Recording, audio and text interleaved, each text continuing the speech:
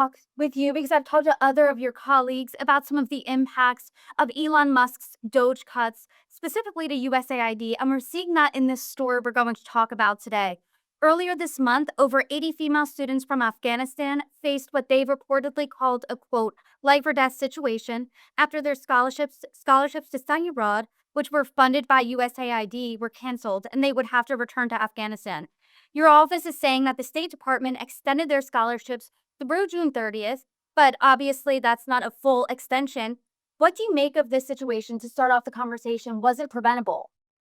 It's absolutely preventable. I mean, Elon Musk has no idea what he's doing. And obviously, there's a lot of dissension between Musk and Rubio here because Rubio at least has some idea of the impact that these programs have. But the bottom line is that USAID saves lives. USAID, I saw on the ground in Iraq saving American lives when it was a huge tool that American troops like myself used to win over the Iraqi population. So this is an incredibly important program for our national security. It's not just about doing good around the world, although there's a good argument for that as well.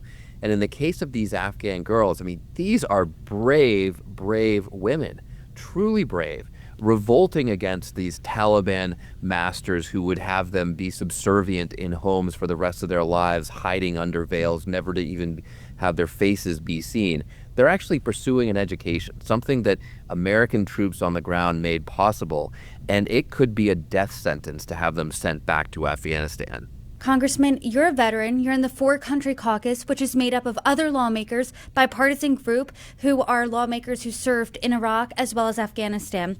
You said that when you were in Iraq, you saw USAID save lives firsthand. So what's missing here from the conversation? What's missing here is accountability.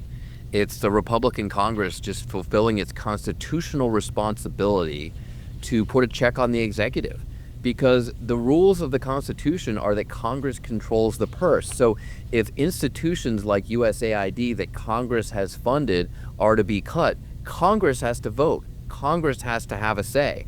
And I know from talking to my Republican colleagues behind the scenes that they would not support Elon Musk's taking a chainsaw to the United States government. But they're not standing up. They're not putting a check on the administration, which is their responsibility to do. And for all the rest of us in Congress who don't have the power of the majority, we don't control the speakership, we can't call votes ourselves, it's extraordinarily frustrating that we are not allowed to do our constitutional duty as well. You mentioned earlier in the conversation that this also hosts some national security concerns. What are yours? Oh, I have a long list of national security concerns with this administration, starting with the fact that they're cozying up to our biggest enemies around the globe, being soft on China, being appeasing Vladimir Putin. I mean, literally using Kremlin talking points as they denounce our ally Ukraine fighting for its freedom in the Oval Office. I mean, this is truly unprecedented. And these Afghans that we are trying to rescue from the Taliban's draconian rule, they're our allies as well. In many cases, thousands of Afghan troops, soldiers, translators who served alongside us, brothers in arms. And remember, when Republicans were so quick to criticize the Biden administration for the chaotic withdrawal from Afghanistan, they used that same term, brothers in arms. Well, now these brothers in arms are being abandoned by the Trump administration, abandoned to a regime that wants them dead. That's not the way you treat allies. That's not the way you treat people who put their lives on the line, not just for Afghanistan, but for the United States of America. You mentioned the summer of 2021, there was widespread criticism of the really chaotic withdrawal from Afghanistan. There was criticism, as you said, that we were abandoning our partners in Afghanistan. Is this a case of us again abandoning our Afghan partners? And what can Congress do about it? Let's be clear. These women are going to school because of America. We're the ones who said, girls and women, you should go to school too. It's the right position. But it's because of our presence in Afghanistan that they were inspired to do so. So yeah, we are turning our back on our allies when we then abandon them when they try to get an education and seek some freedom from the draconian Taliban rule.